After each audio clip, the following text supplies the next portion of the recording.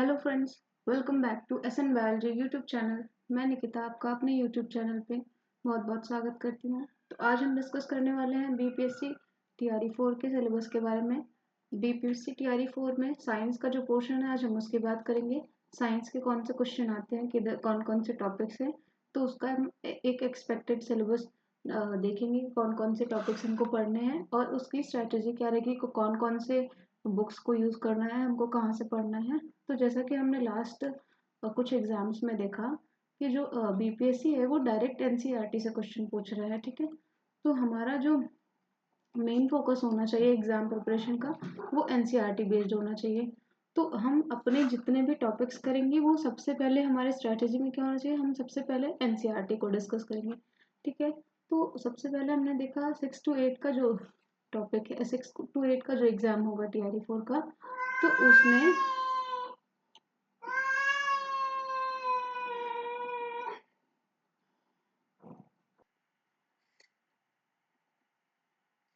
तो हमारा जो 6 to 8 का एग्जाम होने वाला टीआरई का, उसमें साइंस 40 मार्क्स का आएगा। 40 मार्क्स का साइंस रहेगा, मैथ्स 40 मार्क्स का रहेगा और जनरल पेपर 40 नंबर के रहेंगे। और जो लैंग्वेज वाला पोर्शन है ये सिर्फ क्वालिफाइंग होगा, ये हमारे एग्जाम के रिजल्ट्स में नहीं ऐसे काउंट होगा। काउंसलिंग के टाइम पे इसको नहीं लेंगे हम लैंग्वेज वाले को। ठीक है, और बात करते हैं नाइन्थ की, 9th 10th वाले एग्जाम की। तो उसमें जो साइंस वाला पोर्शन है,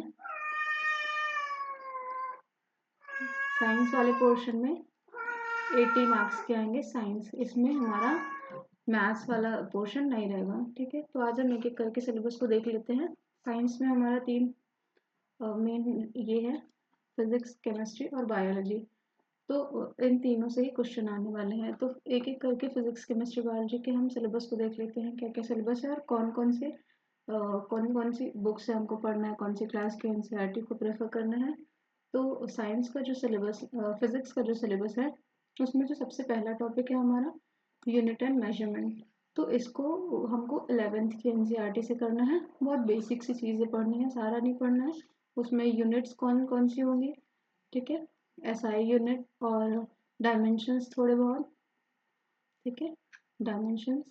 और फिर उसके अलावा हमको देखना होगा वेक्टर और स्केलर क्वांटिटीज कौन कौन सी होती हैं, बहुत बेसिक चीज़ें। ठीक है, मोशन वाले चैप्टर को हम पढ़ेंगे अपनी 9th के एनसीईआरटी से।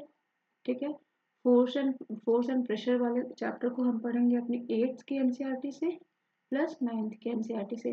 फोर्स वाले टॉपिक में हमको टाइप्स ऑफ फोर्सेस भी पढ़ने हैं। ठीक है, टाइप्स ऑफ फोर्सेस। ठीक है, नेक्स्ट टॉपिक हमारा है फ्रिक्शन फोर्स। फ्रिक्शन फोर्स को 8th के एनसीईआरटी में एक्सप्लेन किया गया, तो सिर्फ 8th के एनसीईआरटी से पढ़ना है। फिर आगे देखते हैं, फिर हम वर्क एनर्जी पावर, ये वाले टॉपिक को हम करेंगे 9th के एनसीईआरटी से। ठीक है, ये हम करेंगे 9th की एनसीईआरटी से। तो लास्ट ईयर जो क्वेश्चंस आ रहे हैं लास्ट कुछ ईयर्स में, तो वो डायरेक्टली एनसीईआरटी की लाइन से क्वेश्चन पूछ ले रहे हैं। ठीक है, तो हमको सारी चीज़ों को एनसीईआरटी के बेस्ड होकर ही पढ़ना है। नेक्स्ट हमारा जो टॉपिक है ग्रेविटेशन का, ग्रेविटेशन को हमको पढ़ना है 9th की एनसीईआरटी से अगेन। ठीक है, ये चीज़ें आप नोट डाउन कर सकते हैं। लाइट को पढ़ना है हमको 8th की भी एनसीईआरटी से, और ये दिया है हमारे 10th के भी एनसीईआरटी में। ठीक है, लाइट को हम सारी ये दोनों एनसीईआरटी से पढ़ेंगे। देन हमारे साउंड वाला सिस्टम दिया है, साउंड को भी अगेन 8th की भी एनसीईआरटी में और 10th की भी एनसीईआरटी में दिया है। करंट एंड इलेक्ट्रिसिटी, ये भी 8th भी और 10th की एनसीईआरटी में। Magnetic effect of electric current, ये दिया है हमारी 10th की एनसीईआरटी में। ठीक है, तो ये हमारा रहा फिजिक्स का सिलेबस। नेक्स्ट हम देखते हैं हमारा केमिस्ट्री का क्या सिलेबस है। ठीक है, तो उसको जूम करते हैं। तो केमिस्ट्री के सिलेबस में क्या है, सबसे इम्पोर्टेंट टॉपिक हमारा है एसिड बेस एंड सॉल्ट्स। तो इसको हमको करना है 10th की एनसीईआरटी से। ठीक है, उसके बाद मैटर इन आवर सराउंडिंग, ये हमको करना है अपनी 9th की एनसीईआरटी से। एटम्स एंड मॉलिक्यूल्स, ये भी अगेन 9th की एनसीईआरटी से। ठीक है, स्ट्रक्चर ऑफ एटम, ये हमको करना है अगेन 9th की एनसीईआरटी से। केमिकल रिएक्शन एंड इक्वेशन ये 10th के एनसीईआरटी में है। मेटल्स एंड नॉन मेटल्स ये 8th प्लस 10th दोनों एनसीईआरटी फॉलो करनी है। कार्बन एंड इट्स कंपाउंड मतलब ये हमारा कौन है, ऑर्गेनिक केमिस्ट्री। ऑर्गेनिक केमिस्ट्री में हमको कुछ प्रिंसिपल्स भी पढ़ने हैं। ये अगेन हमको किससे पढ़ना है, 8th की भी एनसीईआरटी से प्लस 10th की भी एनसीईआरटी से, ठीक है। तो उसके बाद हमारा सिंथेटिक फाइबर्स एंड प्लास्टिक ये हमारा दिया है अगेन 8th की एनसीईआरटी में। ये हमारा 8th की एनसीईआरटी में दिया है। ये पीरियोडिक प्रॉपर्टीज वाला टॉपिक क्या है, classification of elements and periodic properties, इसको हम करेंगे 11th की एनसीईआरटी से। ये थोड़े कुछ टॉपिक्स हैं जो 11th के एनसीईआरटी से करने हैं, मतलब बहुत बेसिक से चीज़ें। देन नेक्स्ट टॉपिक है हमारा कोल एंड पेट्रोलियम, ये हमको अगेन 8th के एनसीईआरटी से करना है। ये कंबशन ऑफ फ्लेम्स ये भी 8th के NCERT. Then chemical bonding, thermodynamics, chemical equilibrium, coordination compound, chemical kinetics and metallurgy, ये सारे टॉपिक्स हमको करने हैं 11th एंड 12th के एनसीईआरटी से, ठीक है। ये पीआरटी वालों को नहीं पढ़ने हैं, ठीक है, मोस्टली पीआरटी में नहीं आएगा। 6 to 8 और 9th 10th वालों को ही ये टॉपिक्स पढ़ने हैं 11th और 12th के एनसीईआरटी से। तो ये हमारा केमिस्ट्री का पोर्शन रहा। नेक्स्ट हमारा कौन सा है, बायोलॉजी।